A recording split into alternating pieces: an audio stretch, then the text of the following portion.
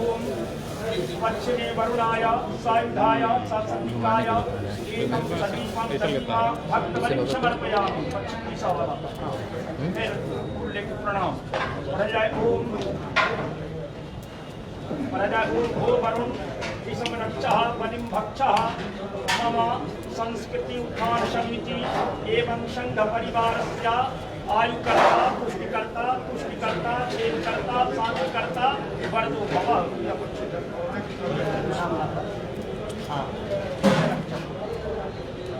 ओम उत्तरे कुबेराय सायुधाय सशक्तिकाय एकं सदीपं दधीमा भक्तबलिं समर्पयामि। हो रहा है लेकिन ऐसे दिखा है, सीधा नहीं दिखा है। वो तो फिर ऐसे संस्कृति उत्थान समिति परिवारस्य संघ परिवारस्य आयुकर्ता पुष्टिकर्ता तुष्टिकर्ता क्षेमकर्ता शांतिकर्ता वरदो भवः।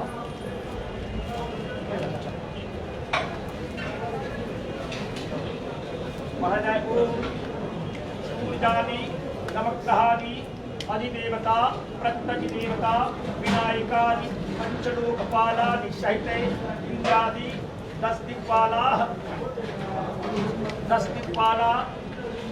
स्वां स्वां दिशं रक्षध्वं बलिं भक्षध्वं मम संस्कृति उत्थान समिति परिवारस्य संपूर्ण संघ परिवारस्य आयुकर्तारः पुष्टिकर्तारः तुष्टिकर्तारः क्षेमकर्तारः शांतिकर्तारः वरदो भवन्तः। सत्या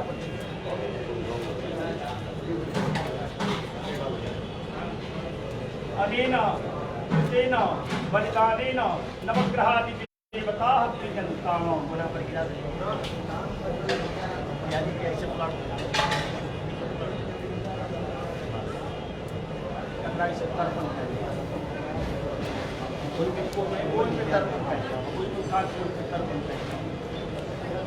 ओम विष्णु तर्पयामि, ओम शिव तर्पयामि, ओम ब्रह्म तर्पयामि, ओम इंद्रादि 10 दिक्पालाः तर्पयामि, ओम पूर्णमात्रिकाः तर्पयामि, ओम अधिदेवता प्रत्यधिदेवता विनायकादि पंचलोकपालाः तर्पयामि।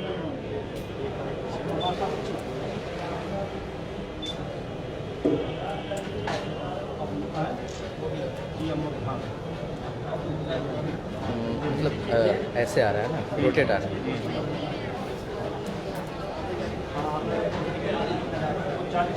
हाँ हाँ हाँ हाँ उसी लैंडस्केप में है, हम देखे हैं उसको। ठीक जी जी संबोधन है। ठीक है कि घुमाना होगा।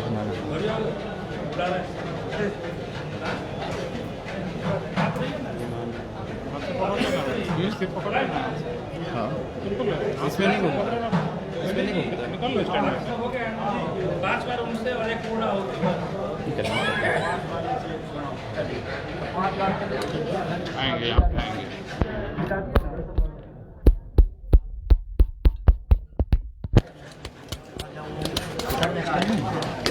दीजिए इससे पकड़ने में आसानी होगी।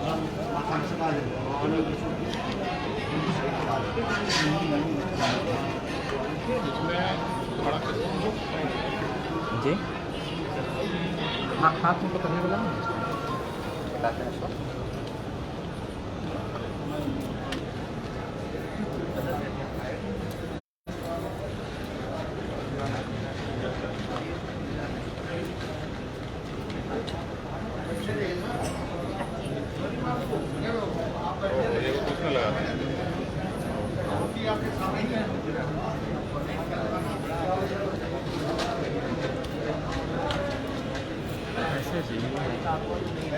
वैसे में लैंडस्केप हो जा रहा है, ठीक नहीं लग रहा है। अभी देखिए तो वहाँ पे, हाँ वहाँ तो रखना होगा ना 1 घंटा। ऐसे कैसे होगा? सभी अतिथियों का सादर अभिनंदन। कृपया शांति बनाए रखेंगे। परम पूज्य सत्संग चालक जी आने ही वाले हैं। हम सब शांति बनाए रखेंगे। जहाँ पास की कुर्सी खाली है वहाँ बैठ जाएंगे। उनके उद्बोधन के दौरान, पूरे कार्यक्रम के दौरान ताली नहीं बजाएंगे हम सब। उनके आने पर अपने स्थान पर अधिक से अधिक हम खड़ा हो सकते हैं। उनके निकट जाने का प्रयास हम सबको नहीं करना चाहिए। बाकी व्यवस्था में भी जो लोग हैं अपनी अपनी जगह पर हैं, किसी प्रकार की अव्यवस्था नहीं होगी, इसका ध्यान रखेंगे। परम पूज्य सत्संग चालक जी हवन स्थल तक आ चुके हैं और शीघ्र हम सबके बीच में भी आ जाएंगे। हवन स्थल की ओर हम लोग देखें, उधर जाएंगे नहीं हम सब। हरिओम सहस्रशीर्षा पुरुषः सहस्राक्षः सहस्रपाता सभूमिभं सर्वतस्मित्वातचक्रसङ्गुलं स्वाहा। हरिओम पुरुषये वेदग्वं सर्वं यद्भूतं यच्च भाव्यं वा उदामृततशेषानो जगन्नेनाकिरोहन् महिमातो जययांच पूरुषः पारोषं स्वाभूतानि त्रिपादस्यामृतं देवे स्वाहा।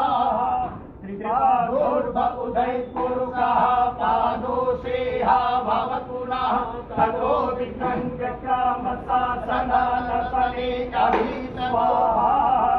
ततो विराजजायत विराजो अधिपुरुषः सजातो अचरितः पश्चात् भूमिमतो पुरः स्वाहा।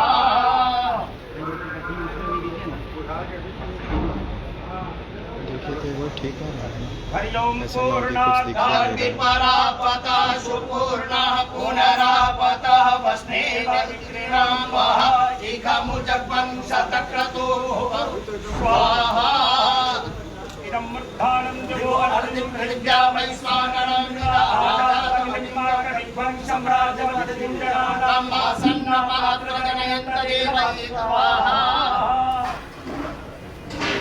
ओम बसो हरिओम बसो पवित्रमसि शतधारं बसो पवित्रमसि सहस्रधारं देवस्वा सविता पुराद्वसो पवित्रेण शतधारेण सुपाकामधुषः स्वाहा।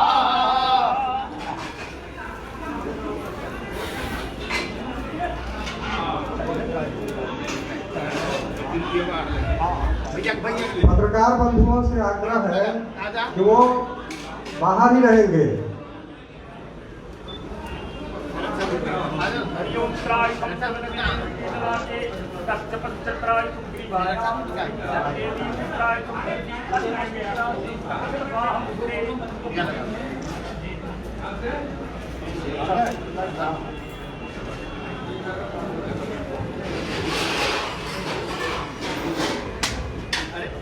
हरिओम स्वस्तिना इंद्रो बृहस्पतिः स्वस्तिनः पूर्वा विश्ववेदाः स्वस्ति नस्तारक्षो अरिष्टनेमिः स्वस्ति नो बृहस्पतिर्दधातु। आपसे आग्रह है अपना स्थान ले लें। लक्ष्मीच्या पत्न्या बहुरात्रे पार्श्वे नक्षत्राणि रूपमस्ति व्यातं हमारा जो प्रांगण है आपके प्रेम स्नेह सहयोग से छुटा है, फिर भी हम सब मिलजुल कर इस कार्यक्रम को यह मान लें। छोटा है पर हम सबका हृदय बड़ा है, तो उस हृदय में समाने का प्रयास करें, अव्यवस्था का फैलाएं।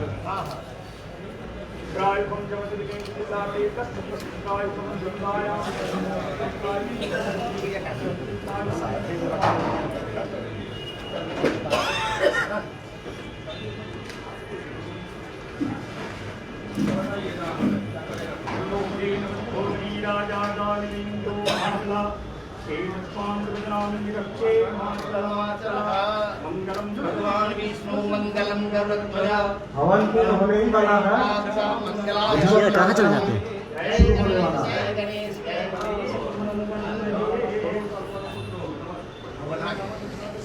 आपने भी आ जा। सही करिए, दिक्कत हो रहा है बार बार।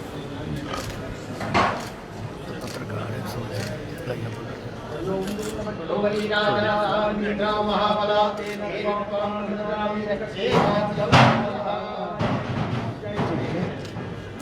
भगवान विष्णु मंगलम गरुड़ध्वजा मंगलम कुंडलीकाक्ष मंगलाय तनूहरि जय गणेश जय गणेश। उधर उधर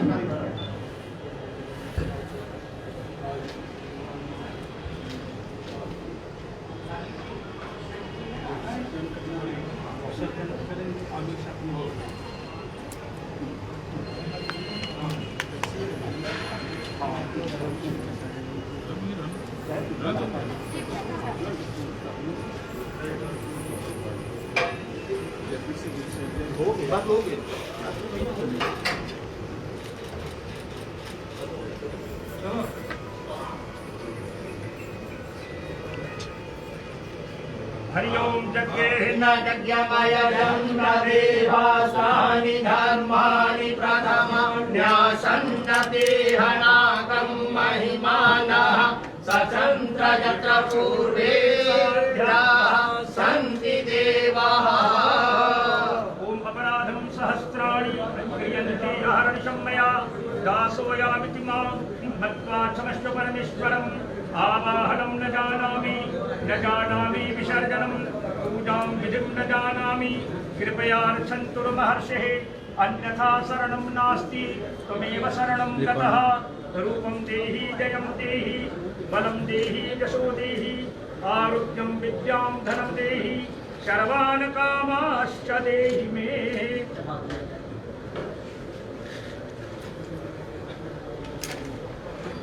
ओम यान्तु देवगणा सर्वे पूजामादाय मां किम् इष्टकामपरिसिद्ध्यर्थं पुनराय गमनाय च लक्ष्मी सरस्वती गणेश अस्मिन् संस्थान अंतर्गते संघ परिवार अंतर्गते स्थितो सुप्रतिष्ठितो वरदो भवन्तः अन्यावाहि देवी देवताः पूजित देवी देवताः स्वस्थानं गच्छतः। पूजा अर्चन काले तु पुनर्गमनाय च गुरु का ध्यान ओम ज्योतिष स्मृत्या च तपो यज्ञ क्रिया दिशो न्यूनं संपूर्णतां यान्ति सद्यो वन्दे तमच्युतम् अखण्डमण्डलाकारं व्याप्तेन चराचरं सर्वतं दर्शितं येन तस्मै श्री गुरुवे नमः। परापरं गुरुभ्यो नमः परमेष्टि गुरुभ्यो नमः। गुरुर्ब्रह्मा गुरुर्विष्णु गुरुदेवो महेश्वर गुरु साक्षात् परं ब्रह्म तस्मै श्री गुरुवे नमः। बोल बम बम महादेव हर हर जय श्री राम जय श्री राम जय श्री राम जय श्री राम जय श्री राम।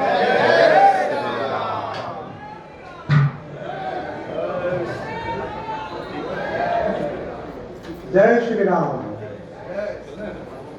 इस देश के कण कण में शंकर है। राम और कृष्ण का नाम यहाँ वातावरण में गूंज रहा है। राष्ट्रीय स्वयंसेवक संघ की प्रेरणा से चलने वाला यह संस्था संस्कृति उत्थान समिति संस्कृति उत्थान समिति के माननीय अध्यक्ष मान्यवर गौरी शंकर प्रसाद जी से आग्रह करता हूँ कि हम सब के श्रद्धा के केंद्र परम पूज्य सरसंघ चालक जी को लेकर मंच पर आए।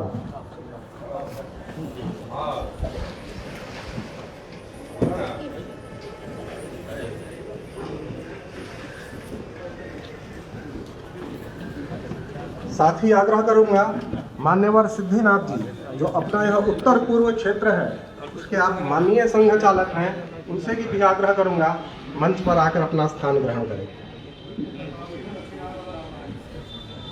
मान्यवर विजय जायसवाल जी, आप अपना यह संघ की दृष्टि से उत्तर बिहार प्रांत है, इस प्रांत के आप माननीय संघ चालक हैं, आपसे भी आग्रह है कि मंच पर आकर अपना स्थान ग्रहण करें।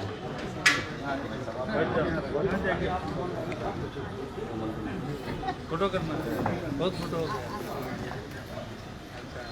बैठ जाएंगे तो करके आ जाना, बैठ जाना।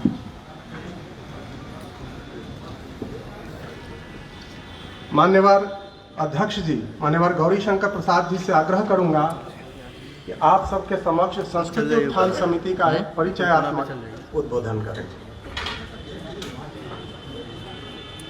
कोना पे भीड़ हो जाए बीच में मत बनाओ वीडियो नहीं है लाइव उसी का ऑफिशियल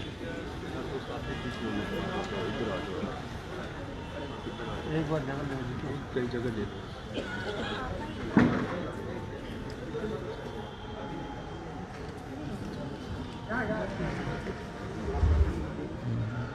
परम पूज्य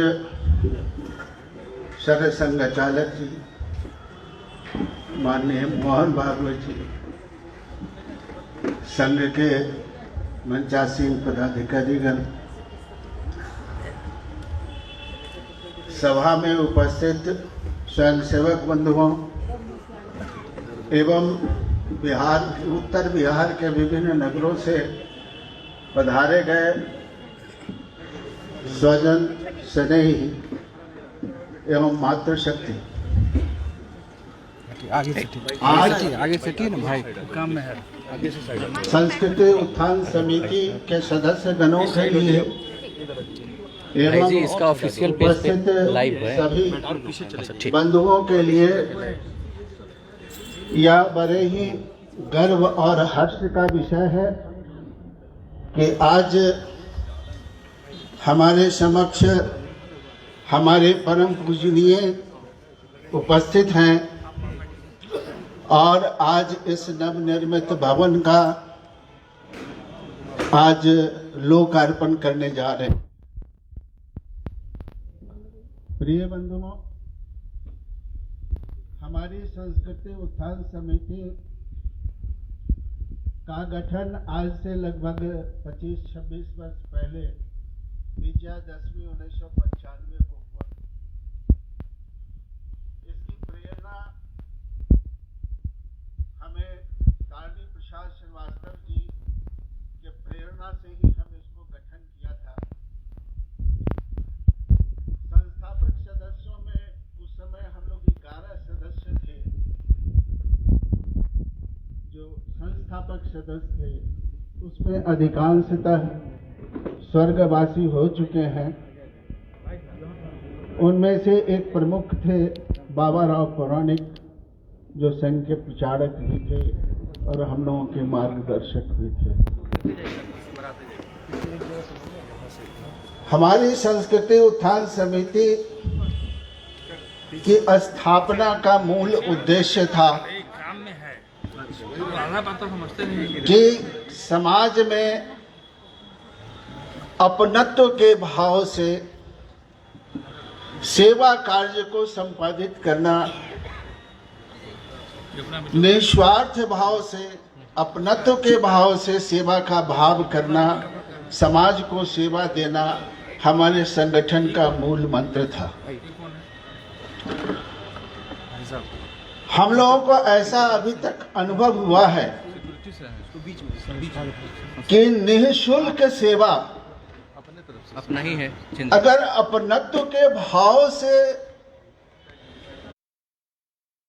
अभावित है तो वह निष्फल होता है। जब तक हम सेवा अपने अपनत्व की भाव से, निस्वार्थ भाव से नहीं करेंगे, तब तक वह सेवा फलित नहीं होती है। ऐसा मेरा अनुभव है। उन संस्थापक सदस्यों में से अधिकांश तो स्वर्गवासी हो चुके हैं, लेकिन वर्तमान में उनमें से 3 व्यक्ति अभी हैं। मैं स्वयं इसका संस्थापक सदस्य रहा हूं। हमारे सहयोगी दयाशंकर ठाकुर जी हमारे संस्थापक सदस्य रहे हैं। साथ ही अभी मंच का संचालन कर रहे चंद्रमोहन खन्ना जी भी संस्थापक सदस्यों में से थे। हमारी संस्था हर 3 वर्ष पर अपनी कार्यकारिणी का चुनाव के द्वारा चयन करती है। इसमें कम से कम 7 सदस्य होते हैं और अधिक से अधिक 11 सदस्यों का चयन होता है, जो हर 3 वर्ष पर हम लोग चुनाव के माध्यम से उसका गठन करते हैं। अब इस संस्था का जो कुछ सेवा कार्य है उसके विषय में मैं बताऊंगा। इसके पहले मैं ये कुछ निवेदन करना चाहूंगा कि बरसों की गुलामी के कारण, सैकड़ों वर्ष की गुलामी कहेंगे, सैकड़ों वर्ष की गुलामी के कारण हमारे समाज में कुछ विकृतियां उत्पन्न हुई, समाज में विखंडन का वातावरण बना, ऊंच नीच, छुआछूत इत्यादि अनेकों कुत्सित भावनाओं से समाज ग्रसित हो चुका था। उसको निस्तारण करने के लिए ही हम लोगों ने ये संस्था का गठन किया कि एकात्म भाव से, अपनत्व के भाव से हम समाज की सेवा करेंगे और समाज को समरस बनाएंगे। इन्हीं उद्देश्यों की पूर्ति के लिए हमारी संस्था चिकित्सा के क्षेत्र में यहाँ निःशुल्क चिकित्सा केंद्र खोले हैं, जिसमें आयुर्वेद, हेमियोपैथ से लेकर के एलोपैथ का भी चिकित्सा यहाँ किया जाता है। साथ ही अगर कहीं हॉस्पिटल में कोई भर्ती हैं और उन्हें आवश्यक धनराशि की आवश्यकता पड़ती है तो हम लोग उसकी पूर्ति करने का प्रयत्न करते हैं। इस माध्यम से हमने कई कार्य किए हैं जिसका संपूर्ण विवरण देना थोड़े से समय में संभव नहीं है। हम लोगों ने बहुत कार्य किए। एक बार आंख के ऑपरेशन का शिविर लगवाए 80-85 लोगों का, लेकिन उसका बड़ा कटु अनुभव रहा। 80-82 में सब लोग तो ठीक हो गए, 3 आदमी के आंखों में कुछ गड़बड़ी आ गई और इसका परिणाम यह हुआ कि हम सारे न्यासियों को कटघरे में खड़ा कर दिया गया कि भाई आप लोगों की लापरवाही से ये मेरा आंख खराब हो गया, जबकि 80 लोग तो ठीक थे। तो उस समय से हम लोगों ने ये विचार किया कि ठीक है, हम लोग आवश्यक धनराशि उपलब्ध करा दें। जिनको ऑपरेशन कराना है उन्हें अच्छे डॉक्टर, अच्छे हॉस्पिटल में ही उनका जो है सो चिकित्सा करावे, ऐसा हम लोगों ने सोचा और इस प्रावधान के तहत ही हम लोग चिकित्सा के क्षेत्र में कार्य कर रहे हैं। दूसरा क्षेत्र है शिक्षा का, जिसमें एकल विद्यालय के माध्यम से हम लोग अनेकों जगहों पर सेवा बस्तियों में खास करके एक संस्कार युक्त शिक्षा का प्रदान करने का प्रयत्न कर रहे हैं और सफलता भी मिल रही है। आधुनिक शिक्षा के लिए भी जो है हम लोग कंप्यूटर प्रशिक्षण केंद्र भी कई जगहों पर चला रहे हैं और उसका एक अच्छा अनुभव मिल रहा है।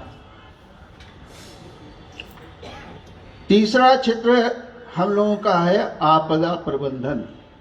प्राकृतिक आपदा में ग्रसित परिवारों को हम लोगों ने अनेकों बार सेवाएं की है।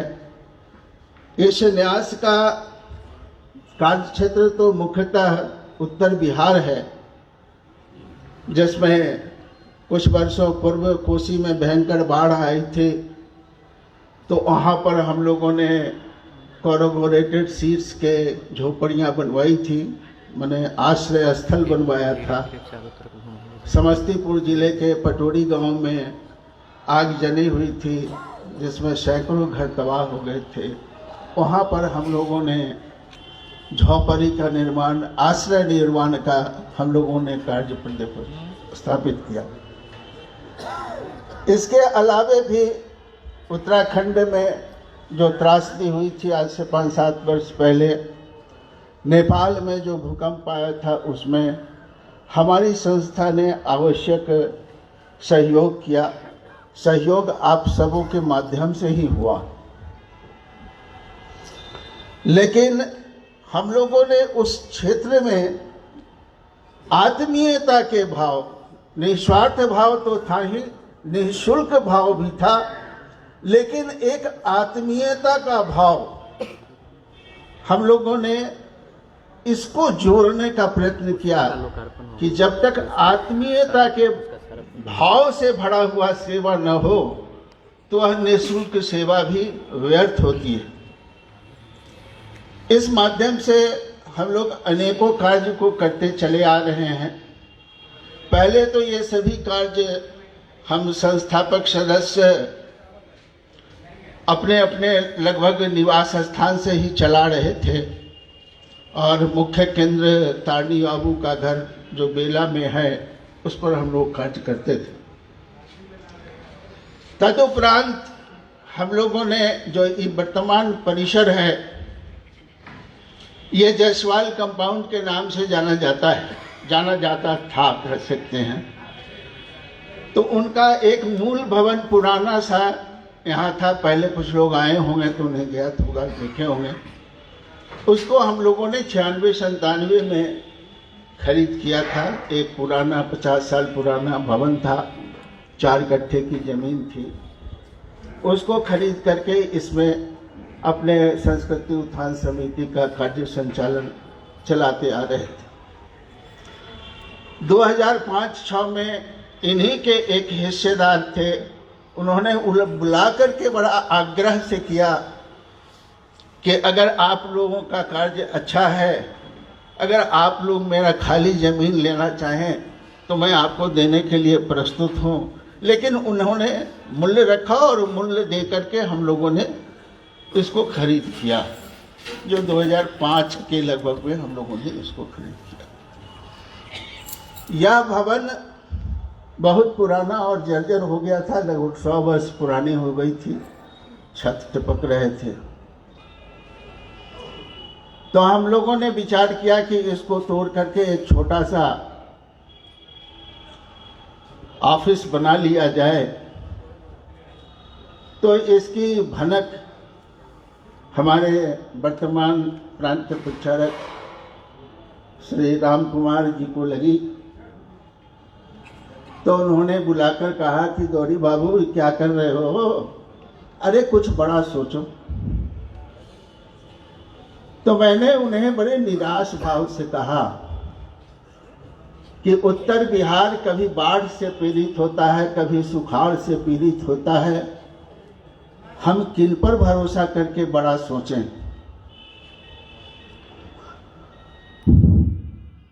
तो उन्होंने कहा कि आप उत्तर बिहार के लोगों को नहीं पहचानते।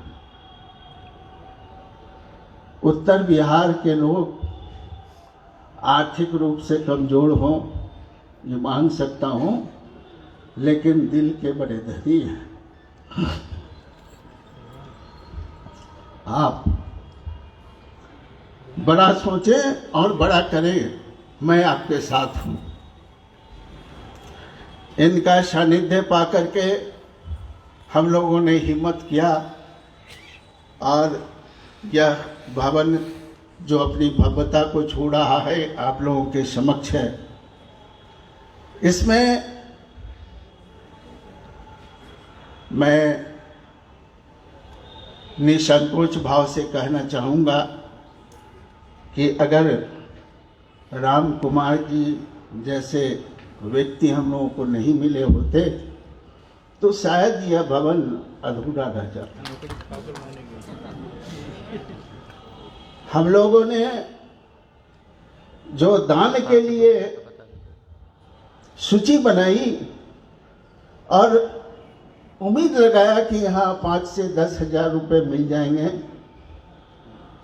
वहाँ राम कुमार जी प्रेरणा से गए और लाख लाख रुपए तक लाए।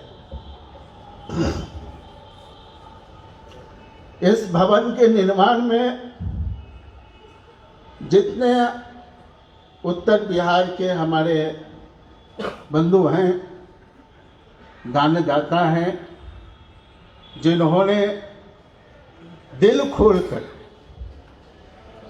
इन्होंने हमसे एक बात कही थी कि उत्तर बिहार के लोग को अगर उपयुक्त लगा व्यक्ति तो वह अपना सर्वस्व देने को तैयार रहता है। और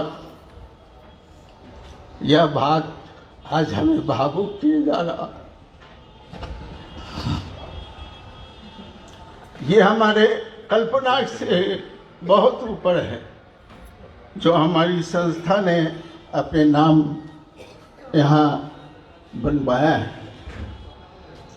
इसलिए मैं आभारी हूँ राम कुमार जी की, संघ के स्वयंसेवकों की और आप सबों की। इसलिए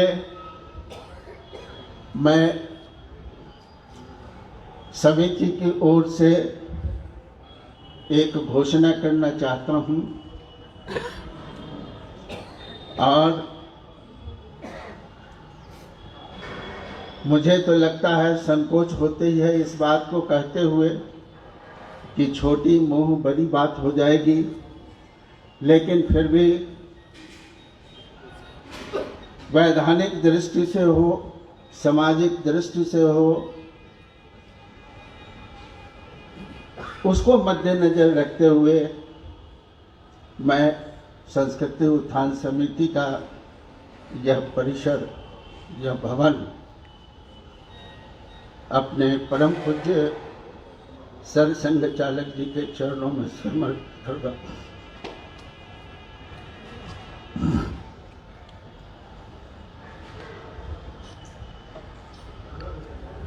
आप लोगों को शायद कुछ लोगों को यह बात की जानकारी नहीं होगी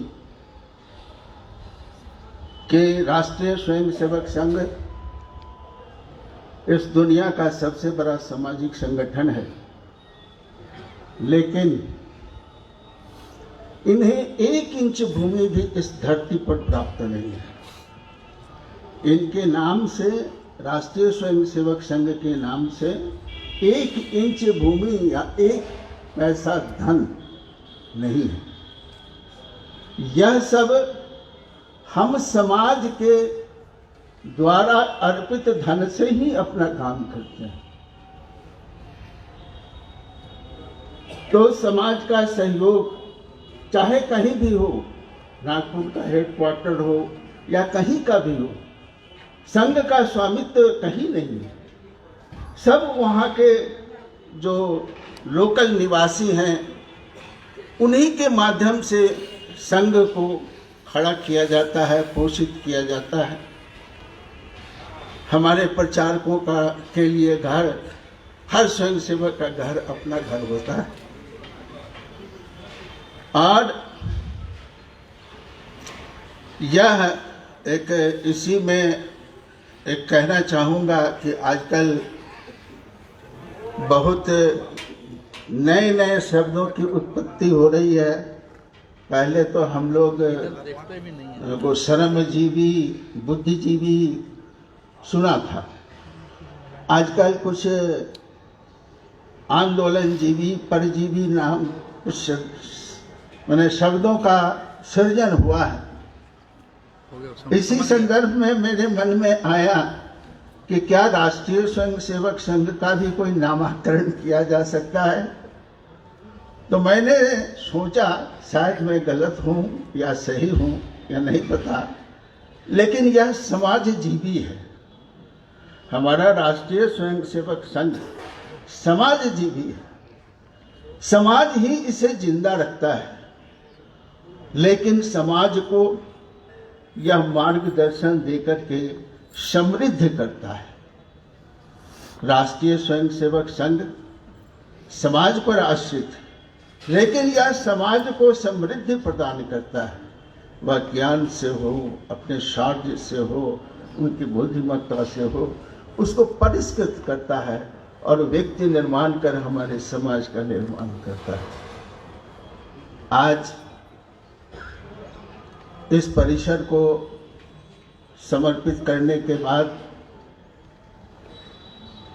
मुझे लगता है कि अब संस्कृति उत्थान समिति अपना अमरत्व को प्राप्त करेगी।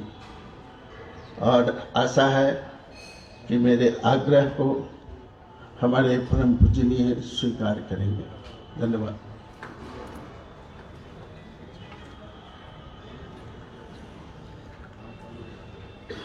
हमारी लोक भाषा में कहते भी हम सब सबै भूमि गोपाल की। संघ का कुछ नहीं है, सब कुछ संघ का ही है। हमारा सामर्थ्य, हमारी योग्यता सब संघ का है।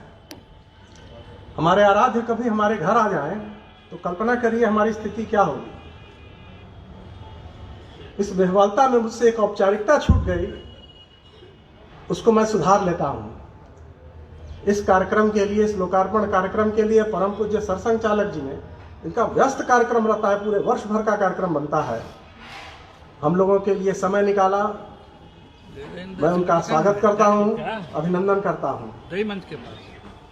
संघ के ज्येष्ठ श्रेष्ठ अधिकारी इस कार्यक्रम को सफल बनाने के लिए आए, मैं उन सबका भी स्वागत करता हूं। आप समाज के ऐसे महानुभाव जिनके सहयोग स्नेह के बिना यह हिमालय सा बड़ा कार्य संपन्न होना असंभव सा था, वह भी संपन्न हो गया। मैं आप सबका स्वागत करता हूं। इस त्रुटि के लिए क्षमा करेंगे। मैं चाहूंगा कि हमारी समिति के माननीय सचिव दयाशंकर जी और सह सचिव अजय जी आकर के पूज्य सरसंघ चालक जी का सम्मान करें।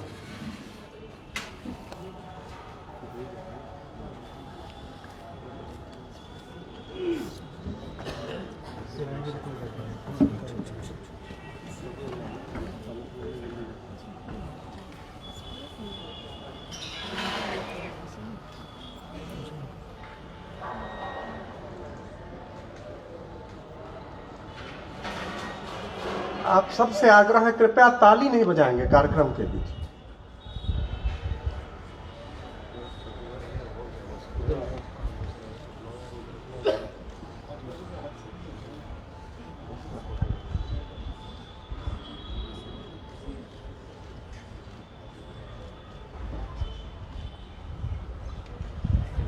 अपने समाज में हर तरह के लोग हैं और कई बार उनका जो वैशिष्ट्य है, उनकी जो कला है, सामान्य काम करने के से जब वो विराम लेते हैं उसके बाद निखर कर आती है।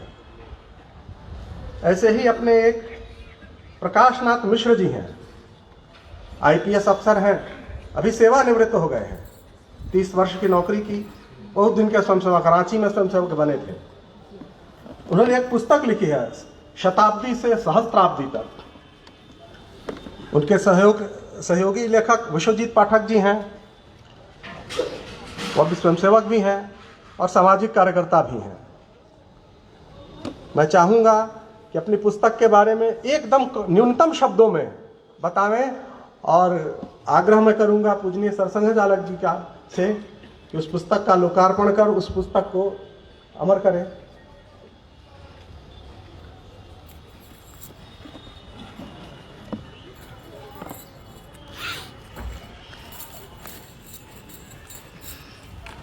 कहाँ जा रहा है? सभी को नमस्कार। मंचासीन माननीय अभिभावक, सरसंघ चालक, पूज्य सरसंघ चालक डॉक्टर मोहन भागवत जी, माननीय श्री सिद्धिनाथ सिंह जी, माननीय क्षेत्र संचालक माननीय श्री विजय जायसवाल जी, प्रांत संघ चालक जी, माननीय श्री गौरी शंकर जी, अध्यक्ष संस्कृति उत्थान समिति, मंच संचालक श्री चंद्रमोहन खन्ना जी, और मैं विशेष आभार व्यक्त करना चाहूँगा श्री राम कुमार जी, प्रांत प्रचारक जी का।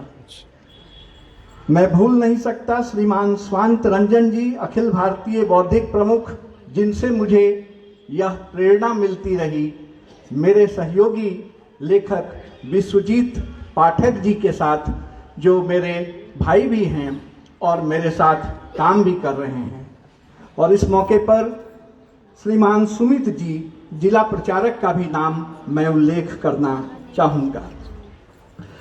पुस्तक शताब्दी से सहस्त्राब्दी, नवागत का दृष्टिकोण, राष्ट्रीय स्वयंसेवक संघ भारतीय एकात्म की अहर्निश यात्रा 100 वर्ष पहुंचने को जा रहा है, शताब्दी आ रही है, लेकिन हम सहस्त्राब्दी की सोचें, अभी से सोचें कि आने वाले 1000 वर्ष के बाद भी यह भवन, यह संगठन, यह व्यक्तित्व, इसमें विराजमान हर व्यक्ति और उसके कण कण में बसा हिंदुत्व सहस्त्राब्दी से पहले भी था, सहस्त्राब्दी के बाद भी रहेगा। यही इस पुस्तक की परिकल्पना है। पुस्तक में 8 खंड को हम लोगों ने रखा है। इन 8 खंडों में हमने चेष्टा की है कि 6 खंड पूज्य सरसंघ चालकों के नाम हो, 7वां खंड अनाम, गुमनाम, शहीद हुए, राष्ट्र को समर्पित हुए, अपनी सेवा से विश्व को प्रभावित किए, उन सब लोगों को समर्पित है। और 8वां खंड उपसंहार को समर्पित है, जो अंग का हो, बंग का हो, बज्जिका का हो, तिरहुत का हो, वह मिथिला का हो या जनकपुर का हो, माँ जानकी का हो या इस पूरे समग्र विश्व का हो, उनको समर्पित है हमारा यह 8 खंडों में बनाया हुआ पुस्तक शताब्दी से सहस्त्राब्दी। विश्वजीत जी मुझसे पूछते थे कि आखिर इसकी रचना हम लोग कर क्यों रहे हैं, और मैं कहना चाहता था कि कुछ किताबें मैंने पढ़ी हैं, क्योंकि मेरा तो आरंभ ही हुआ संघ से। पटना जंक्शन पर पूज्य पधारे थे, मुझे सूचना मिली और मैं पीछे पीछे चला आया, और तब से 5 बार मिला हूँ, नागपुर में भी मिला हूँ भाई अमरनाथ जी के सहयोग से। तो इस तरह से एक मन में भाव जगा। कोरोना का टाइम था, निकलना मना था, पुलिस में था, निकलता था, खतरे में भी था, थोड़ी बीमारी भी हो गई थी, लेकिन हम दोनों भाइयों ने मिल करके तय किया। जब समस्या नाम की आई तो नाम तय किया मेरी धर्मपत्नी ने। ये जो नाम है शताब्दी से सहस्त्राब्दी, इस सभागार में वो उपस्थित हैं, सुमन मिश्र का दिया हुआ नाम है कि इसको ऐसे बनाते हैं। और इस तरह से यह पुस्तक आपके सामने है। हम लोगों ने यह कोशिश किया है कि एक फोलियो में, एक आवरण के नीचे संघ की गतिविधियों को, संघ के पूरे कार्यक्रम को, कोई भी नवागत, कोई भी व्यक्ति, आज पूरा दुनिया संघ को जानना चाहता है, मैं ये दावे से कह सकता हूं, चाहे वह युवक हो, युवती हो, किसी भी उम्र के व्यक्ति हो, भारतीय हो, विदेशी हो। 40 देशों में हमारा संगठन है। लगातार हम परिवर्तन किए जा रहे हैं, लेकिन क्या हम यह भूल सकते हैं कि जब कभी भारत में इस बात की चर्चा होगी कि ज्ञान कहाँ है, राजनीति कहाँ है, तो चर्चा होगी कौटिल्य में निहित है, चाणक्य में निहित है। जब कभी हम कहेंगे कि इलाज कहाँ है, तो हम चरक को ढूंढते हैं, सुश्रुत को ढूंढते हैं।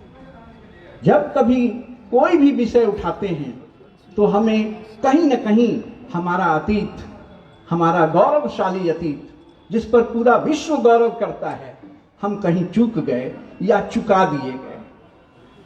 किसी ने षड्यंत्र रचा और हटा दिया, प्रमुख से हटा दिया। उस विश्व गुरु भारत को कोई हटा भी सकता है क्या? आज हमारे दिव्य सरसंघ चालक जी इसी बात को लेकर पूरे भारतवर्ष सहित विश्व के अनेक देशों में यही बात रख रहे हैं। मैं समझता हूं कि उनके रखने का आधार यही है कि आप हम सब अपने में इतना गौरव उत्पन्न करें, हमें यह एहसास हो कि हम उस गौरवशाली परंपरा के ध्वजवाहक हैं। चाहे वह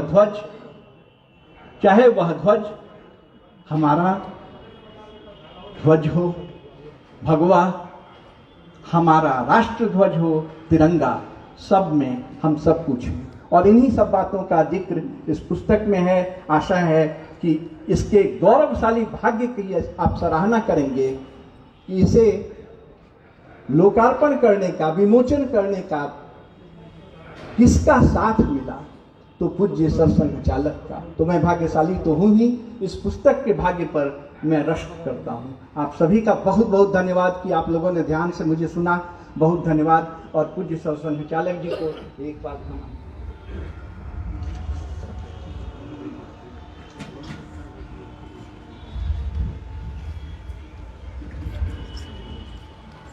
करो, फोटो करो। आगे जाओ। हाँ जाओ ना।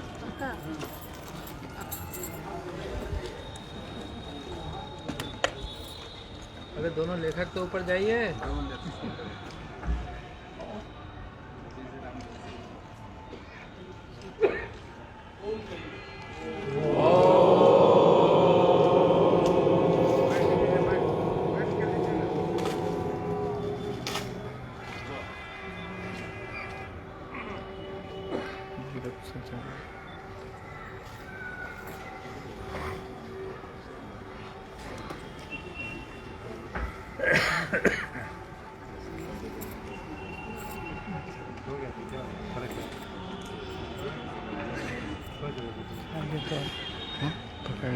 इस भवन के लोकार्पण के लिए पूज्य सरसंघ चालक जी ने समय दिया। नहीं तो थे पहले बहुत। आप सबने अपना राजकोष खुले मन से खोल दिया, यह कीर्ति खड़ी हो गई। लेकिन यह सब संभव नहीं था सिर्फ इतने से। हम सब ने कुछ समय भी दिया, लेकिन इसके पूर्ण होने में बहुत से लोगों का ऐसा अनकहा सहयोग है जिसके बिना इस भवन की यात्रा पूर्ण नहीं हो सकती। मेरी प्रार्थना होगी पूज्य सरसंघ चालक जी से कि मैं जिनका नाम पुकारूंगा, आधुनिक विश्वकर्मा के प्रतिनिधियों से का नाम बुलाऊंगा, उनका पूज्य सरसंघ चालक जी सम्मान करेंगे और हम सबको कृतार्थ करेंगे। श्री विपुल जी, जिन्होंने अपने व्यस्त समय में से समय निकालकर जब हमने आग्रह किया, न सिर्फ आए बल्कि अब सहयोग दिया हर तरह का, और हमसे कोई शुल्क भी नहीं लिया, और हम लोगों ने उसका कुछ ज्यादा ही लाभ उठाया है।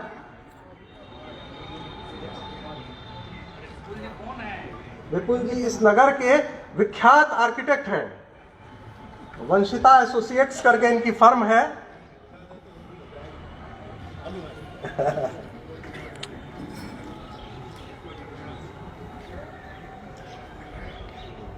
विश्वकर्मा के एक और रूप दस्तगीर जी, जो राज का काम किए। आइए।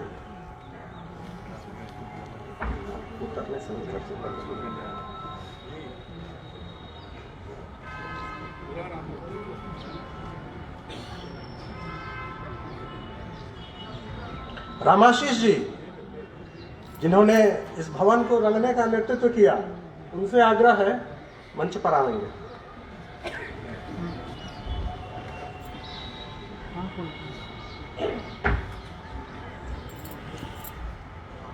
जल ही जीवन है। जल की व्यवस्था जिन्होंने की, जिनके नेतृत्व में हुई, वसीम जी, आइए।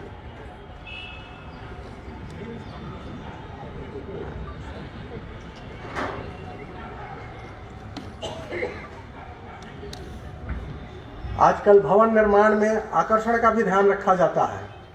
टाइल्स, ग्रेनाइट, इस तरह का काम जिन्होंने किया, पंकज जी।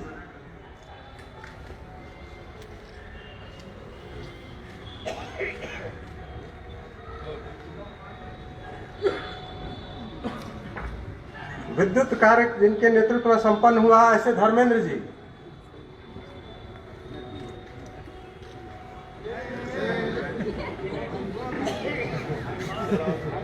जैसे मैंने पहले ही कहा, जब आराध्य आपके घर आ जाए तो व्यक्ति बेहवालता में ऐसा ही करता है।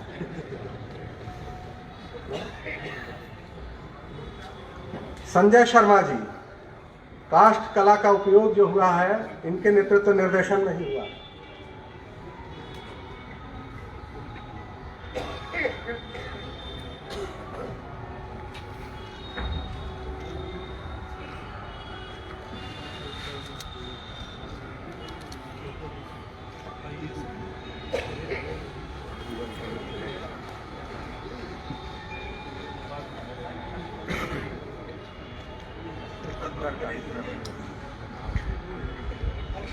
विश्व के बाकी समाज जीवन से भारत का समाज जीवन कुछ अलग है।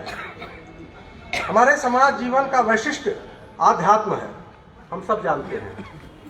1000 वर्ष का जो संघर्ष काल था उसमें भी हमारा जो वैशिष्ट्य है आध्यात्म, इस देश के राष्ट्रभाव की आत्मा है, उसको जीवित, सुरक्षित, संरक्षित करने का काम इस देश के मुनि ऋषि संतों ने किया। भारत में विभिन्न प्रकार की संत परंपरा है और पूज्य डॉक्टर साहब ने एक और नए तरह की संत परंपरा का आरंभ किया, प्रचारक पद्धति। आधुनिक भारत के ये संत जिनका लक्ष्य ही न तू अहम कामे राज्यम न स्वर्ग न पुनर्भवम, अहम कामे दुख सत्ता नाम प्राणी नाम आसे नाश, समाज के समस्त दुखों का निवारण हो, ऐसे महाराजा बंसी देव का जो कथन था उसको अपना ध्येय मानकर चलते हैं। और राष्ट्रीय स्वयंसेवक संघ की व्यवस्था में शीर्ष प्रचारक, हम सबके श्रद्धा के केंद्र,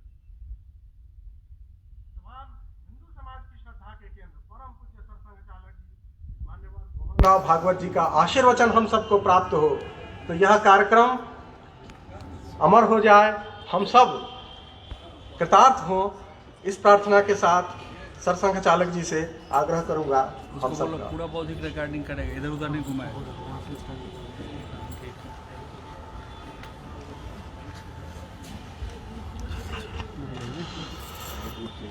माननीय क्षेत्र संघ चालक जी, माननीय प्रांत संघ चालक जी, माननीय विभाग संघ चालक जी,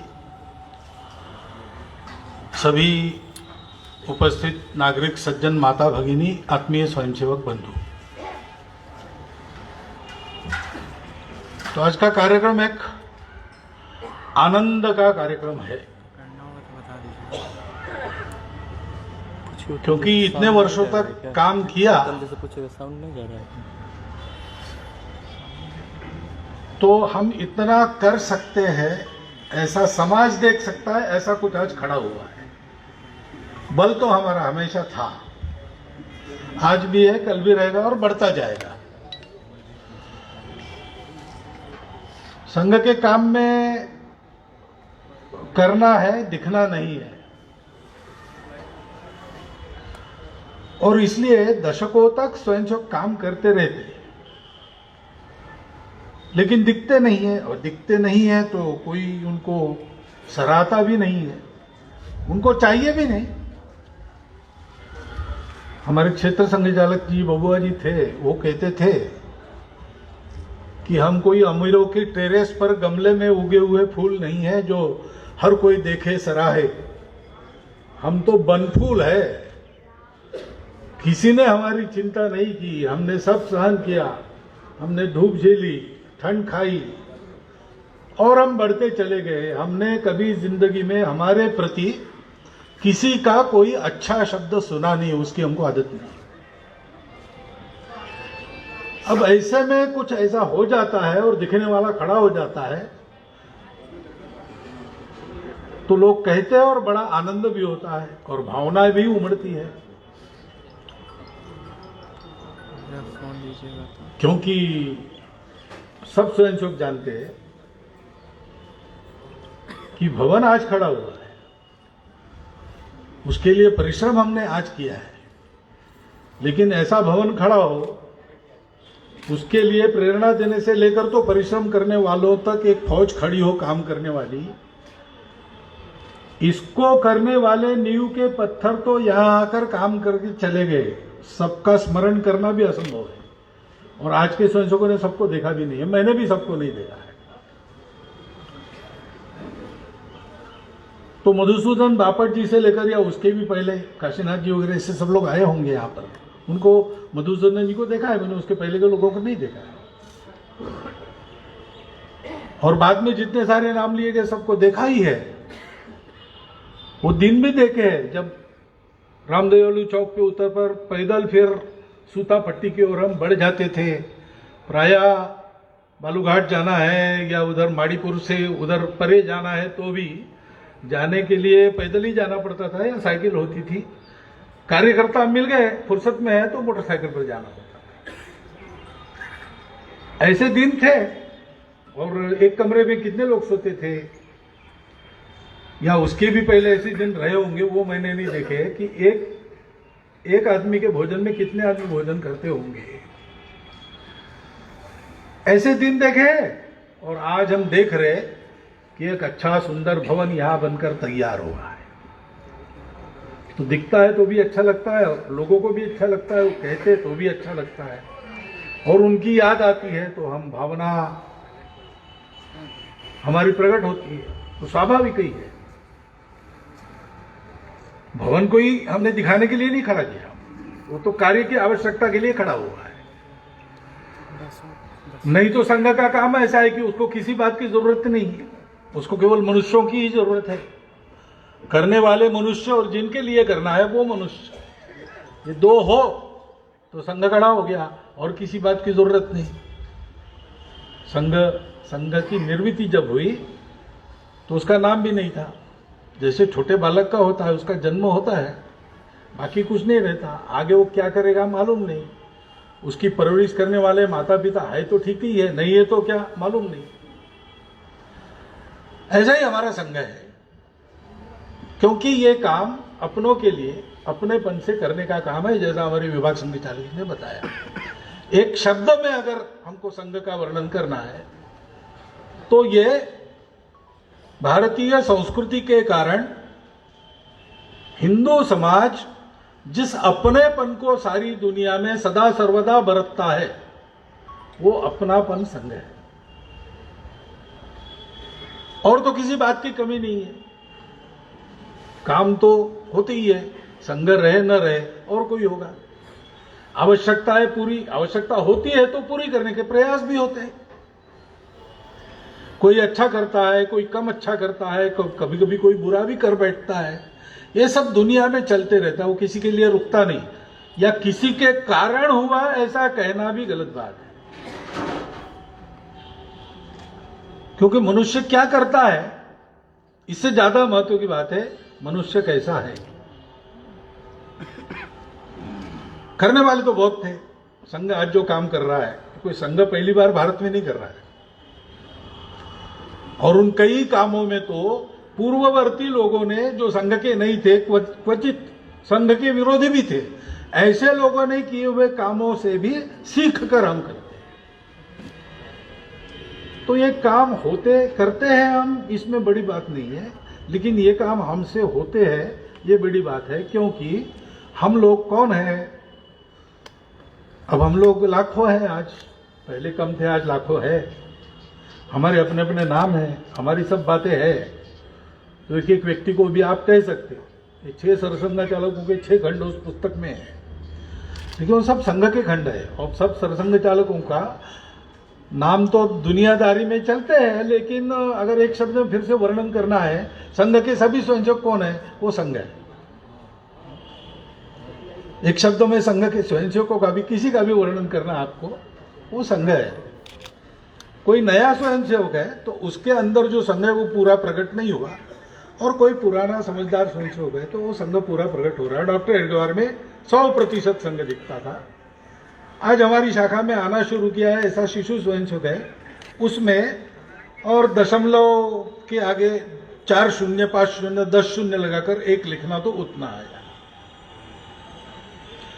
वो संघ है इसलिए ये सब होता है, क्योंकि वो संघ हमको सिखाता है कि ये समाज अपना है, ये देश अपना है, और इस देश की एक संस्कृति है, वो सारा विश्व अपना है। ये मेरा, वो दूसरे का, ये ऐसी बुद्धि, ये भेद की बुद्धि छोटी बुद्धि है। अयम निजः परो वेति गणनाम लघु चेतसा उदार चरिता नाम तो वसुधैव कुटुंबकम्। स्वदेश देशाभिमान तो है, क्योंकि हमारा भारत देश ऐसा है, उस भारत देश में हम जन्मे, इसलिए हमको ये बुद्धि हुई कि हमारा स्वदेश तो तीनों लोग हमारा स्वदेशी है। माता च पार्वती देवी, पिता देवो महेश्वरा, बांधवा शिवभक्ताश्च स्वदेशो भुवनत्रयम्।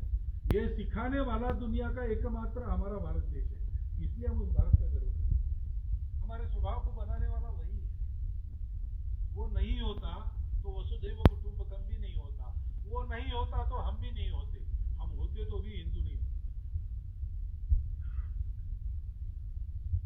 ये अन्योन्य संबंध है, वो सारा देश अपना है। इस समाज को हमको ठीक रखना है, ठीक आगे बढ़ाना है। इसलिए नहीं कि सारी दुनिया में दादागिरी करनी, इसलिए कि सारे दुनिया के जीवन की धारणा करने वाला जो धर्म है वो देने का काम हमारा है, हमारे पूर्वजों ने हमको सौंपा है। उस धर्म का रहस्य यहीं पर उपजा है, यहीं पर विकसित हुआ है, यहीं पर उसके आचरण की परंपरा है। और इसलिए जब जब दुनिया को आवश्यकता होती है हम ही को उसको देना पड़ेगा। अब मैं धर्म कहता हूं तो इसका मतलब पूजा नहीं लेना। पूजाएं अलग अलग होती है, अनेक होती है। भारत में भी अनेक पूजा है और सारे विश्व में भी पूजाएं हैं। वो धर्म का संबंध उससे नहीं है। इन सबको साथ चलाने वाला, इन सबको जोड़ने वाला, इन सबको उन्नत करने वाला, मनुष्य के जीवन में अर्थ काम भी ठीक हो, उसका भौतिक जीवन भी ठीक रहे और उसको मुक्ति भी प्राप्त हो, ऐसा एक अनुशासन देने वाला। मनुष्य व्यक्ति का विकास हो लेकिन समाज को बिना दबाए समाज का विकास करते हुए हो, और पूरी मानवता का विकास सृष्टि को ठीक रखते हुए हो, ऐसा संतुलन देने वाला जो होता है वो धर्म है। और उसकी दुनिया को आवश्यकता सदा रहती है। इसलिए यूनान, मिस्र, रोमा सब मिट गए जहां से। कुछ बात है कि हस्ती मिटती नहीं हमारी। वो बात क्या है? वो बात यही है, ये धर्म हमको अपने जीवन से दुनिया को देना है, उसके लायक हमारा समाज बने, क्योंकि वो हमारा समाज है, क्योंकि वो हमारा है, हमारा अपना है। अच्छा है बुरा है उसकी चिकित्सा करने वाले करेंगे, अगर बुराई कुछ है तो हम उसको ठीक करेंगे, हमारा समाज है। लेकिन छोटी मोटी बुराइयां है इसलिए वो पराया नहीं होता, वो त्याज्य नहीं होता, हम नहीं छोड़ सकते। घर में हमारी माता जी है, बहुत बूढ़ी है, अब 100 के पास जा रही है, सदा बीमार रहती है, दवाई का खर्चा होता है, कमाती तो कुछ नहीं, इस आयु में क्या कमाएगी, और खांसती रहती तो सबकी नींद टूटती है, तो सभी के आरोग्य में गड़बड़ हो जाती है। सब तरह से वो नुकसान ही है। तो इकोनॉमिस्ट कहेगा कि इसको बेच दो, दूसरी लाओ, नौकरी करने वाली माँ, स्वस्थ रहने वाली माँ। लेकिन हिंदू ऐसे नहीं कहता। हिंदू कहता अरे जो भी है हमारी माँ है, हमारे लिए पूज्य है, उसने हमको पाला पोसा बड़ा किया है। ये वृत्ति संघ है। फिर संघ की शाखा में आकर कोई ऐसा बना हो या कोई पूर्व जन्म के पुण्य से जन्म से ही स्वभाव को लेके आया हो, वो स्वयंसेवक है।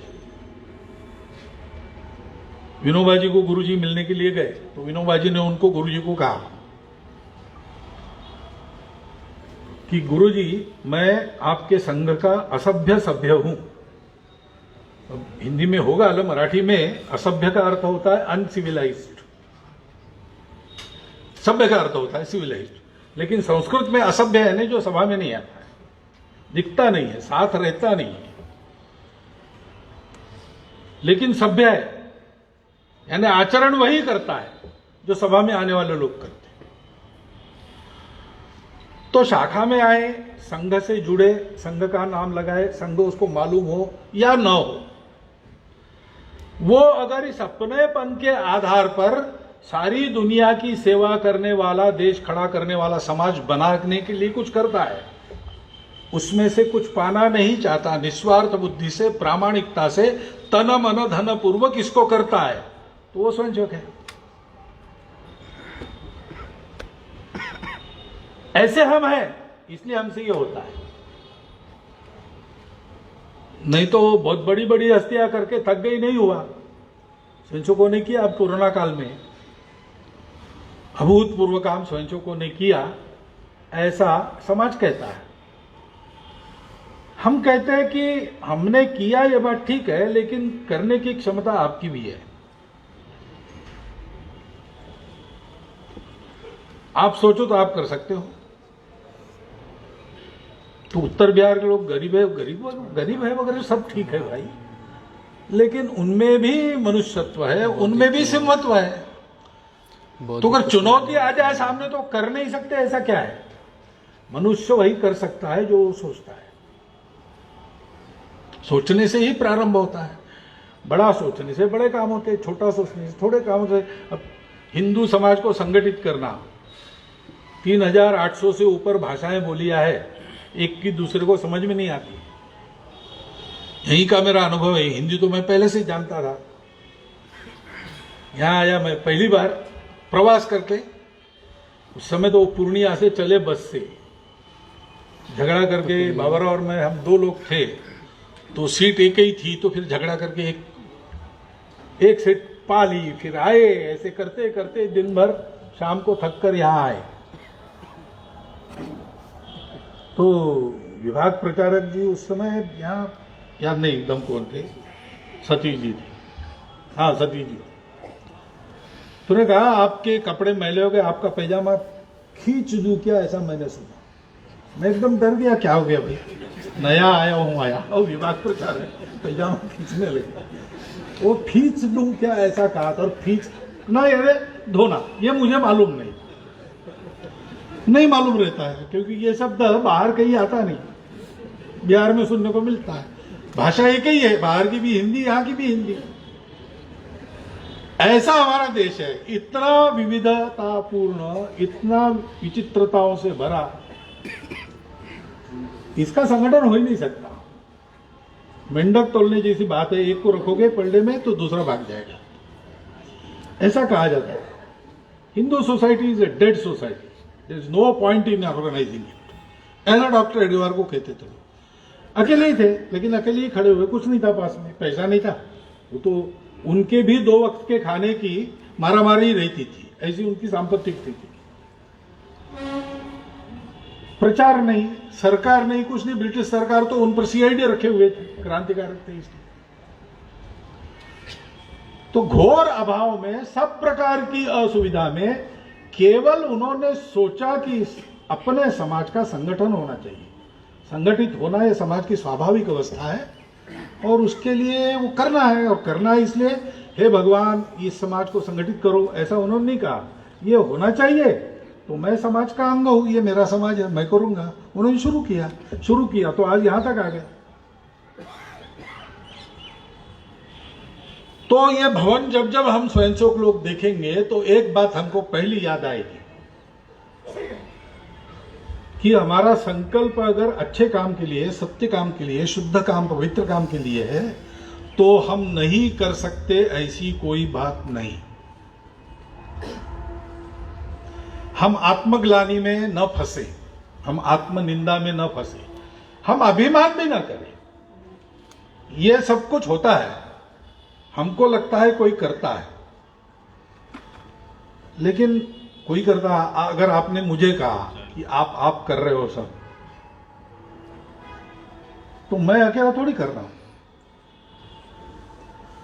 कुछ भी मैं जो करता हूं, या आप भी अपने जीवन में जो कुछ सामान्य बातें भी रोजमर्रा की जो करते हो, वो आप इसलिए कर सकते हो कि और कोई लोग उसमें से छोटे छोटे काम कर रहे हैं।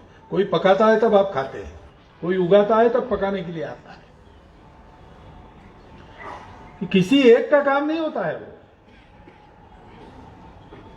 बहुत से कामों में किसी एक को सामने रखा जाता है, रखने की आवश्यकता रहती है, तो रखता है, रहता है, और उसका नाम लिया जाता है। हमारा भी बहुत लिया जाता है आजकल, खुराफातों में भी लिया जाता है, अच्छे कामों में भी। सज्जन लोग आप जैसे इन्होंने पुस्तक लिखी वो लेंगे, लेकिन क्या हम कर रहे हैं, हमारे हाथ से हो रहा है। एक बार इंद्र को ऐसे लगा कि मैं बड़ा जोरदार हूं, मेरे जैसा कोई नहीं, तीनों लोगों में सदा के लिए मैं राजा हूं, मेरे से कोई बड़ा है क्या? उसको तो कोई दिखा नहीं, दिखता भी नहीं ऐसे आदमी को कोई बड़ा। तो चलो अपने ऊपर ब्रह्मा जी है, उनको पूछेंगे जाके। इसलिए वो गया ब्रह्मा जी के यहाँ पूछने के लिए। तो ब्रह्मा जी का अर्दली था वहां, उसने कहा क्या है, मिलना है? तो बैठिए साहब, बाथरूम में। आप लोगों की आदत होती है बाथरूम में रहने की, जब कोई जाता है मिलने के लिए। उसने इंद्र को बिठा दिया और कहा कि साहब आते तब तक आप, ये दोनों तरफ म्यूजियम बनाया है हमने, आप देख लीजिए ना। ठीक है, दाहिने तरफ के दालन में गया तो वहां देखा उसने कांच के बड़े बड़े संदूक है और उसमें एक एक आदमी भर दिया। तेजस्वी, सर्वालंकार युक्त, सर्व शस्त्रास्त्रों से सुसज्ज, सुस्नात, उत्तम वस्त्र धारण किया हुआ वहां रख दिया है। तो ऐसे 1000 संदूक रखे थे। दूसरे दालन में गया बाएं तरफ के, वहां भी वही कथा। वो आश्चर्य करने लगा, एक टाइप के एक जैसे जैसे सांचे से निकाले ऐसे दिखने वाले ये क्यों भर के रखे यहाँ? उतने में आ गए ब्रह्मा जी, बैठे, पूछा क्यों भाई कैसे आए? बोले आया था तो एक बात पूछने, लेकिन पहले और एक बात मेरे मन में आई वो पूछ लेता हूँ। बोले क्या? बोले ये इधर 1000 उधर 1000 क्यों है? बोले अच्छा ये तो ये दाहिने तरफ तुम गए थे ना, वो तुम्हारे पहले हो गए वो इंद्र वहां रखे सब, और तुम्हारे बाद जो होंगे वो 1000 बाएं तरफ रखे। तुमको क्या पूछना क्या था? तो उसने कहा बस मेरा उत्तर मिल गया। हम लोग संघ में ये सीखते, सब सीखते, सबको मालूम है। मैं ये नामों के उल्लेख हुए इसलिए नहीं कर रहा हूं, वो तो बिल्कुल स्वाभाविक बात है, वो स्नेह के कारण होता है, होता ही है। इतना स्नेह मन में रहता है स्वयंसेवकों के, तो कहीं ना कहीं तो उसको उंडेलना है, और खाली जगह तो उंडेला नहीं जा सकता। उसके लिए स्वयंसेवकों की मूर्तियां बनी पड़ी है, उस पर वो उंडेलते रहते हैं। लेकिन आखिर संस्कृति क्या कहती है हमारी? वो संस्कृति कहती है अपने समाज के लिए काम करो, क्योंकि अपना समाज दुनिया के लिए काम करने वाला है, दुनिया पर डंडा चलाने वाला नहीं है। सारे विश्व में बंधुभाव उत्पन्न करने के लिए अपने समाज में पहले अगाध बंधुभाव उत्पन्न करो, और ये सब तब होगा जब तुम संघ बनोगे। संघ बनने से, संघ में समर्पित होने से स्वयंसेवक जैसे करता है वो अपनी इच्छा तक नहीं रखता। स्वार्थ तो दूर ही रहा, मुझे ये काम दो अथवा मैं ये करूं क्या, ये भी नहीं। वो संघ ने जो बताया वो करता है। उसके कारण ये सारी शक्तियां करने की उसके पास अपने आप आती है। महाराष्ट्र में एक संत हो गए रामदास स्वामी, तो एक जगह प्रवचन दे रहे थे, तो एक किसान आ गया, उसने देखा तो वो प्रभावित हो गया। अब अकेला ही था, जवान था, तो उसने सोचा कि बस अब सब बंद, इनके पास जाएंगे। आ गया, साष्टांग नमस्कार करके स्वामी जी को बता दिया हम आपके, अब हमारा जो कुछ है वो आपके साथ, हमने सब छोड़ दिया, आपके साथ रहेंगे। रामदास स्वामी का चलो ठीक है। गए उनके स्थान, एक बड़ा किला है सज्जनगढ़ नाम का, पहाड़ी पर ऊंचे सह्याद्री पर्वत में, तलहटी में कृष्णा नदी बहती है, वो ऊपर गए थे। उस समय ऊपर कोई पानी नहीं था, आजकल है।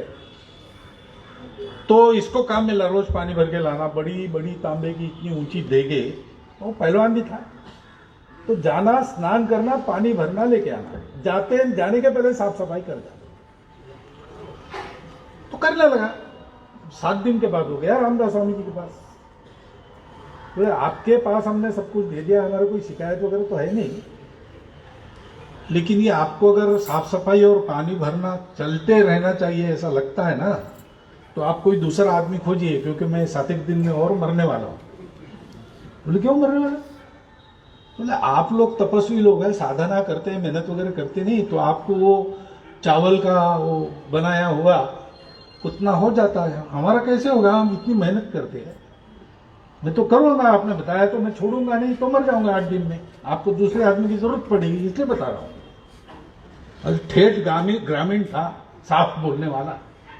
तो रामदास स्वामी को ध्यान में आ गया, उन्होंने कहा अच्छा तुम्हारी ये स्पेशल डाइट, कोठी में रोज जाना, 1 सेर चना, 1 सेर गुड़, 1 सेर घी, उसको मिलने लगा।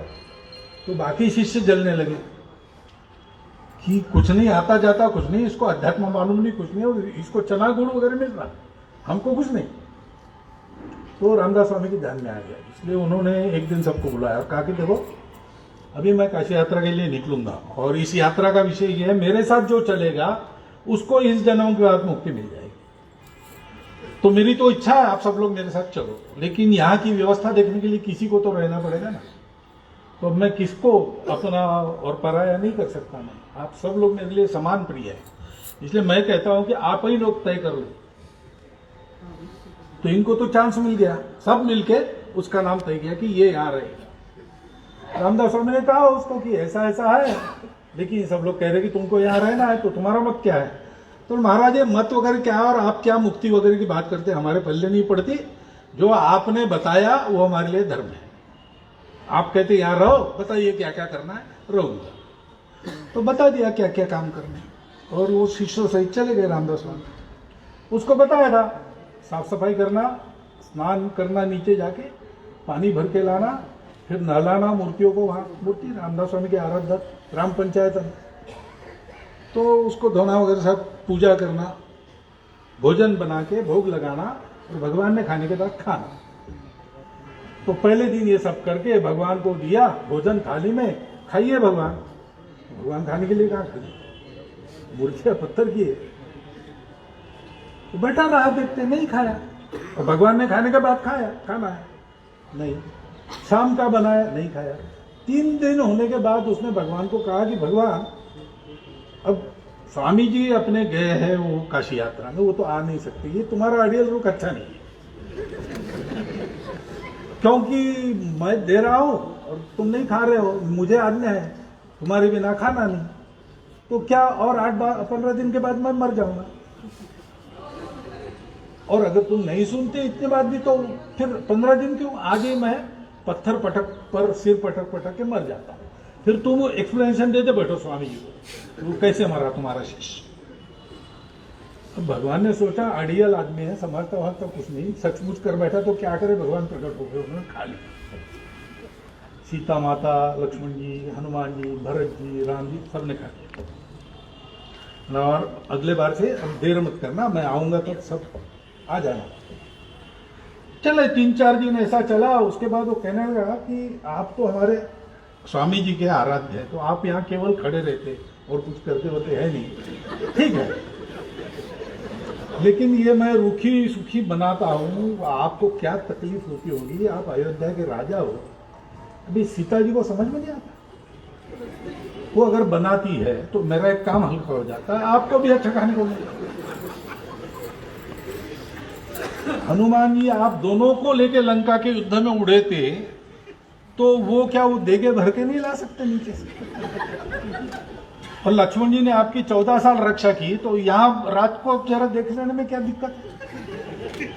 अब सबको धाक की, इसको ना कहा तो ये क्या कर बैठेगा। तो फिर ये शुरू हो गया।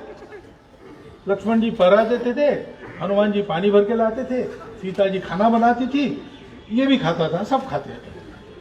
और कुछ दिनों के बाद हलवा बना तो उसको रोना आया, उसने कहा मेरी गलती हो गई, गुरु को दिए बिना मैंने इतने दिन खाया, हलवा उनका बड़ा प्यारा है, देख के मुझे याद आया, अब मेरा तो दूसरा प्रायश्चित नहीं, या तो ये हलवा उनको दूं या मैं मर जाऊं। तो फिर हनुमान जी को बताया राम जी की, लेके जाओ भैया इसको, गए काशी। हनुमान जी उसको लेके बताया, बताना नहीं है, इसने लाया ये नहीं बताना।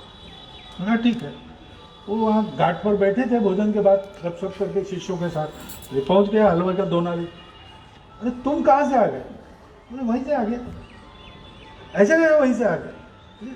आ गया, हलवा बना था आज भोग में, आपको अच्छा लगता है इसलिए आया, हलवा भी गर्म है। तुम वहां से सचमुच आएगा? तुम हाँ वहां से सचमुच। इतने दूर कौन लाया तुमको? तो बताना मना है। और किसने मना किया? तो उधर खड़े उन्होंने मना किया। तात्पर्य क्या है कि एक भक्ति में समर्पित हो गए, सारा सामर्थ्य आ गया। ये किया ऐसा नहीं है, ये हुआ है। किया जो अपने मन से वो तो समर्पण है, वो भी मैंने किया ऐसा नहीं, कुछ पूर्व जन्म से संचित पुण्य के प्रताप है जिसके कारण हमको ये बुद्धि हुई, संजोगों को संग मिला। हम तो संघों को खोजने नहीं गए थे, हमारे घर पे आकर हमारा घटनायक हमको बुला के लेके गया। स्वयं सेवकों का ये हुआ है। इसलिए स्वयं सेवक हमने क्या किया इसकी झंझट में नहीं पड़े, हमसे हो रहा है कि नहीं इसकी चिंता कर, और उसके लिए जैसा बना रहना चाहिए बनता है। और इसलिए स्वयंसेवक जो कुछ करता है उसमें आपको उन्हीं बातों का अनुभव भी होता है। तो इसलिए अपना भवन बन गया, आपको ये बड़ा भव्य लगता होगा, लेकिन मैंने ये पूरा देख लिया। इस प्रदेश में जो कार्य की 20 साल तक की आवश्यकता है, उसके लिए जितना आवश्यक उतना ही बना है। सुंदर बना है लेकिन भड़कीला नहीं है। किसी किसी को लगता होगा, क्योंकि ऐसे भवन संघ के देखने की आदत नहीं है, इसलिए मैं आपको बता रहा हूं, क्योंकि मैंने ऐसे अनेक भवन देखे, अन्यों के भी देखे, संघ के भी देखे। सुंदर बना है लेकिन भड़कीला नहीं है, और 20 साल आगे तक की आवश्यकता ध्यान में लेकर जितना चाहिए उतना ही बना है। अब बन तो गया, लेकिन बाद में इसमें संघ का अनुभव होना चाहिए। जो अपनापन संघ का एक शब्द में वर्णन है, वो अपनापन यहां पर सबको महसूस होना चाहिए। ऐसा वातावरण यहां बना के रखना, ये हमारी सबकी जिम्मेवारी है। कार्यालय निवासियों की केवल नहीं, उनकी तो है ही, लेकिन सब स्वयंसेवकों का है, संघ का है, समाज का है। समाज को इसकी अनुभूति होनी चाहिए। संघ कार्य की पवित्रता का अनुभव इसमें होना चाहिए। स्वच्छता भी पवित्रता में ही आती है। संघ कार्य में जो संयम है, विवेक है, अनुशासन है, उसका अनुभव यहां पर होना चाहिए। संघ कार्य में सबके प्रति सेवा की जो तत्परता दिखती है, वो तत्परता यहां आने वाले जाने वाले लोगों के अनुभव में आनी चाहिए, उनके व्यवहार में भी आनी चाहिए। ये भवन बना, एक बहुत अच्छा काम हो गया, हम सबको हर्षित करने वाला, भावनोत्कट बनाने वाला काम हो गया, लेकिन इसके साथ हमारी जिम्मेवारी भी बढ़ गई। भवन दो प्रकार से सोच सकते उसके बारे में। भवन यानी भव यानी होना, होने की क्रिया को भवन कह सकते हैं, और भवन यानी नहीं होना। तो कभी कोई भवन बनते, उसमें होता कुछ नहीं, केवल भवन बनते रह जाते। एक आध दूसरा ऑफिस ऐसा रहता। हमारे यहाँ पहले एक ऑफिस था,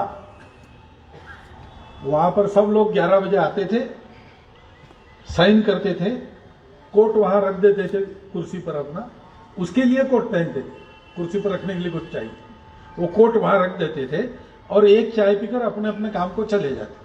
फिर बीच में एक चक्कर, एक चाय, फिर जाते। काम ज्यादा था नहीं, तो उसके नाम के आगे भवन था। ऐसा भी भवन होता है। हमारा भवन ऐसा नहीं है, यहां होने की प्रक्रिया होती है, और होने की प्रक्रिया जिस वातावरण में संघ स्थान पर होती है, यहां इस कार्यालय के वातावरण में भी वही होने की प्रक्रिया चलती है। इसलिए वही वातावरण यहां भी सबका अनुभूत बन जाना चाहिए। ये हम सबकी जिम्मेवारी है।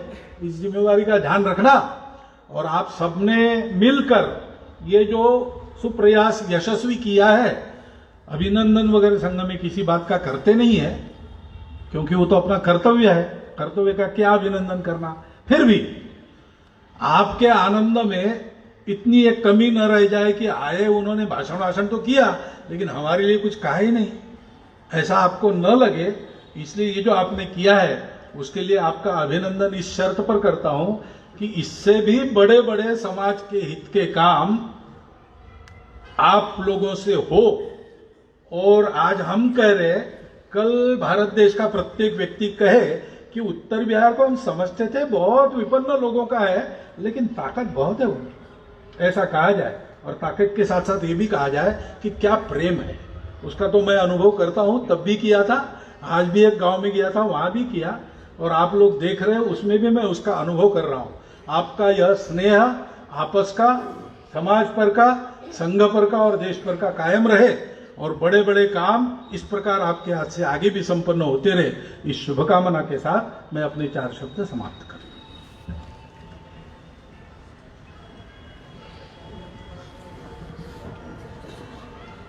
हृदय में रोमांच और गौरव दोनों हो जाता है। भावना के आवेग से शब्दों की प्रस्तुति विफल हो जा रही है। जिनको अपनी मोटरसाइकिल पर बिठा के शाखा स्थान पर ले गया, आज पूज्य सरसंघ चालक जी, आपका कोटि कोटि आभार।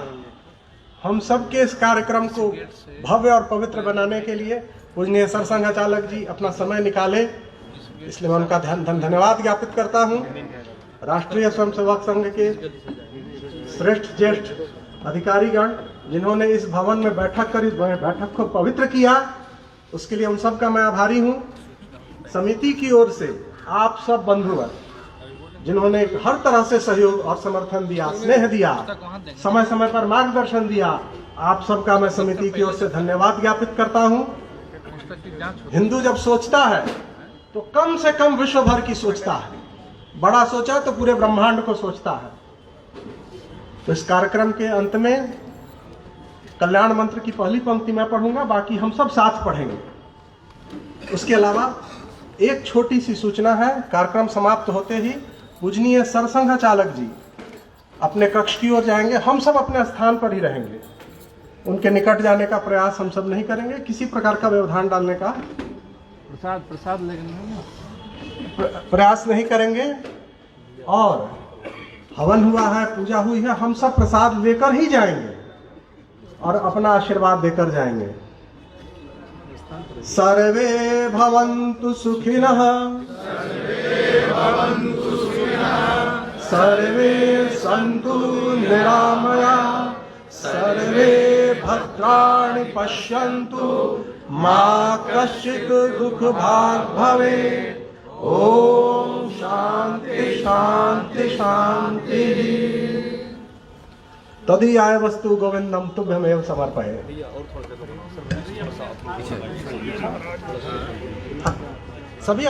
सभी अपने स्थान पर ही रहेंगे, प्रसाद आपको अपने स्थान पर ही मिल जाएगा।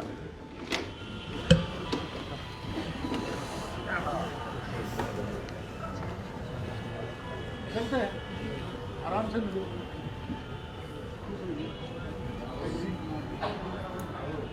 जी जी जी जी।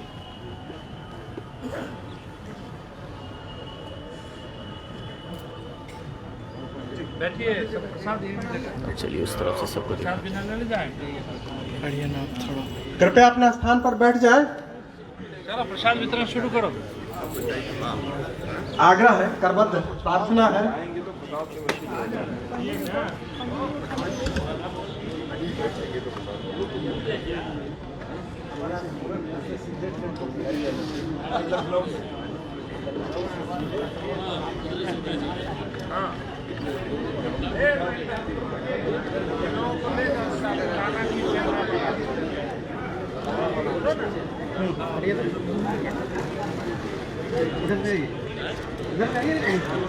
और लोग हैं, इधर भी दीजिए।